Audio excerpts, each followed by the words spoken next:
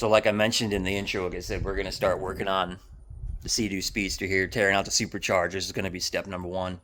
For everybody familiar with these superchargers, they're about every, well, the book says every 100 hours, but every 200 hours, essentially, you need to get these things taken off and sent out. And I'm not going to show you how to rebuild the superchargers because I'm not even going to do it myself. I'm going to send it out to people that know how to do it and have the equipment to do it, because if you screw those up, you're pretty much going to destroy your boat. So you need to start with the essentials, of course. Bump cap, safety glasses, and steel toe boots there. So make sure you have your PPE on and we'll get started. I took the back cover off. It takes 2 to 3 people to do that. You're not going to be able to do it by yourself. But it is off. I've already taken the port side supercharger off. So today's mission, we're going to be taking out the supercharger on the starboard side. So there's a lot of things we're going to have to take off. You can see taking the back cover off is a lot easier to work on this thing. We're going to have to take the water box off. So these 4 clamps are going to have to be loosened, and then the whole box needs to be taken back. This hose here, we're going to have to unclamp these, take these off. This hose here needs to come off the supercharger. You can see it's still got the original clamps from Sea Doo on it, which leads me to believe the dude that owned this boat before me has never done a supercharger rebuild, which scares the hell out of me, but it is what it is. I'll show you how to take these off. We're going to have to replace these with actual clamps that we can take on and off in the future. But we'll get started. Let me grab some tools. So once we get it taken apart, there's going to be 3 bolts you have to take off to get the supercharger off. The first one is on top. And you can see it is a pain in the ass to get to. You really can't get tools on it to get it off. It's an E8, Star, Torx, whatever the hell you want to call it. You pretty much have to use a 1/4-inch wrench to get that one off. And then the other 2, there's one in that back corner there, and then there's one underneath the supercharger down there. Once I get the hoses taken off, I'll get a better shot of it for you. That way you can see what I'm... Alright, so first thing we'll do is we'll loosen up this screw right here because we have to pull the water box back. So I'll try to do this with one hand. See how well this goes. And of course I'm not left-handed. But we'll make it work. And then just pull it off. Next thing we'll do is we'll loosen up that one and that one, which I think your boat was only going to have 1 clamp if I'm not mistaken. You can tell these have been taken off at some point.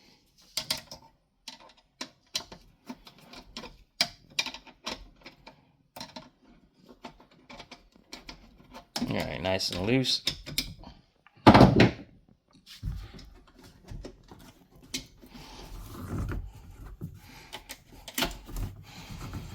Alright, so this hose should just pop right off. Alright, so the next thing we got to do is, again, I don't know how many clamps your water box is going to have, but you can see mine has 4 clamps on it. So I'm going to loosen all these clamps up real quick. Again, you have to take this and slide it back because you will not be able to get the supercharger off without moving this thing back. So that's why we're doing this. Alright, so we're loose.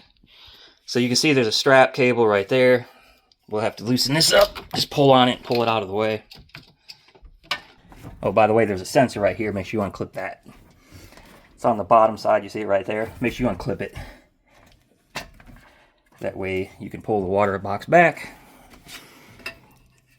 Make sure the throttle cable's out of the way. Alright, I'm going to have to put the phone down to do this, but you just grab it and pull it back now once you unclip that cable. So, alright, now that we got the water box pulled back, you can see it's nice and loose. I can actually get everything moved around.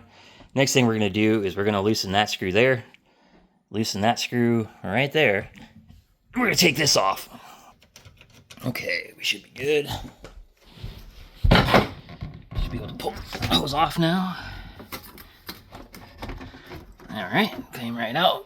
That's nice. And then, last but not least, we have to take that one off. And you can see I don't have the tools to do it, nor do I want to go get them. So all we're going to do is use the old channel locks here. I'm going to put it right there, and I'm going to put it on this little tab here to bend the tab up like that, and then just use a flat tip screwdriver and break the damn thing off. So again, this is going to be hard to do with one hand, but just kind of peel it off and it'll come off. Alright, so got that one off, got this one off. Go ahead and pull it out. This looks like that when you're done. And then we can go ahead and pull this hose off. Alright. Voila. So now we have access to the supercharger to go ahead and get this thing off. Some people take this off. I mean, I did not take it off on that engine, which I'm going to have to take it off eventually off this engine, because like I said, I'm going to pull this engine and rebuild it, which we'll do that in a separate video, because this engine's leaking oil. This engine, however, is not leaking oil, and I do not want to rebuild it this year. So what we'll probably end up doing is, like I said, you'll have to use the old faithful 1/4-inch wrench, because that's all you can get in here, man. This thing is piss poor design, angled facing you. And then just get it in there the best you can, get it on there, and then you're going to have to try to break it free. And as long as... there, it's broke free. It's really not that hard, as long as the asshole that owned the boat before you didn't over-torque them, if they ever did rebuild your supercharger. But that bolt is loose, so now I'm just going to have to just keep going at it. So, alright, so after, it took about 5 minutes to get it that far out, and then I was able to start grabbing it with my fingers by hand and getting it out the rest of the way. But even with leaving that on, I'm able to get my right hand in there, and it's right at the perfect angle where I can unscrew it the rest of the way with my fingers. And then it comes right out. Alright, there's number one. Alright, so I moved the light. You can kind of see it. Bolt number 2 is right there. It's right under, like right directly to the right of where the supercharger sits. And then the third one is underneath. It's like right here. I know you can't see that, right where my finger is. With everything out of the way, it's pretty easy to get to. So what you need for this, I'm just using a 1/4-inch. It's an E8. You can get these at O'Reilly's, any auto parts store will sell them if you don't have one. So let me put my extensions on.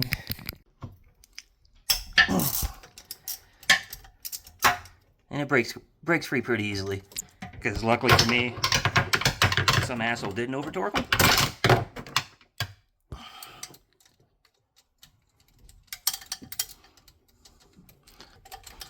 We're going to be getting new bolts too, by the way. And then the last one's right there. Sorry, you can't really see it. Going breaker free. Ah, see, I can do it with one hand with my 1/4-inch.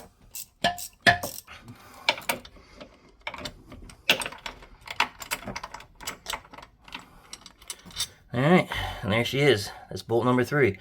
Now the supercharger should come right out. And it might take a little bit of force. There you go. See, it came right out.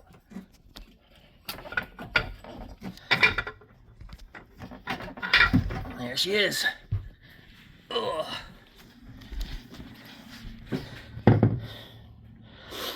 Was able to do it all with one hand. Granted, yes, I took the back cover off my hatch.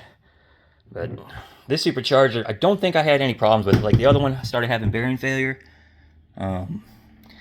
Again, this is a 2008, so I believe this was the first year Sea Doo stopped using them ceramic washers, them pieces of crap that would break and implode your motor. This one should be all steel. And then inside of the housing there, it actually looks pretty damn good. So yeah, I mean, it's still good. But we'll go ahead and get her sent out to be rebuilt. Better safe than sorry. Like I said, I don't feel like rebuilding my engine if some parts on this were able to fail. But yeah, this actually looks pretty good. Alright, let me show you where I'm going to send them to. And then we'll go from there. We'll be down for a couple days. Oh, one last mention before we head inside. Make sure you cover your holes. Alright, so as promised, I'm going to show you guys where I'm going to send the superchargers off to be rebuilt. And I apologize if I'm a little loud and flat. I'm using an older Yeti microphone. I have not bought a new one in quite some time, nor do I feel the need. But we're going to go ahead and do a Google search for PWC Performance Store, which, as many of you have done this before, it's Green Hulk, actually. Go ahead and click on that. We're going to be doing a supercharger upgrade and rebuild. My particular one is a Sea Doo. We're going to click on Sea Doo Supercharger again. And then he'll have some options on the screen that you can click on for whatever you have. I want to go ahead and do the Sea Doo Supercharger rebuild service. I have the 215 horsepower rotax, so that's going to be the one we select. So I'm going to go ahead and add it to cart. But you'll have the option to decide some of the stuff you want to do with it before you send it off. So like choose your supercharger. So mine's the 215. Do I want insurance for return shipping? I'm gonna put yes, because a new one of these things is like $1,400. And as I talked about, as I was taking apart the SE bolts that I took off, I had 3 of those. Yes, I do not reuse that junk, because as soon as you start nicking them up, the harder they'll be to get in and out next time. But this is where you're gonna go. It's basically just Green Hulk. I talked to the guy this morning. My port supercharger did have some damage on the wall from bearing failure, but he said it's nothing that they couldn't fix, so I'll be in good shape with that. But that's really it. For me, I'll just do quantity 2 and add it to cart. And then the shipping address will be right here. Once you place your order, it'll give you order number, and then you ship it to that address right there in Louisiana. They'll fix it. They usually have 1 to 2 day turnaround. I'm going to have them ship mine quicker. That way I can get them back, because there's some tests I need to do to the port motor before I take it out, or before I decide to yank the motor out. I just need to see how extensive I want the rebuild to be, but probably pistons, all that stuff for sure. So any questions, just leave them in the comments. I think this video is going to be long enough. We'll see you in the next one.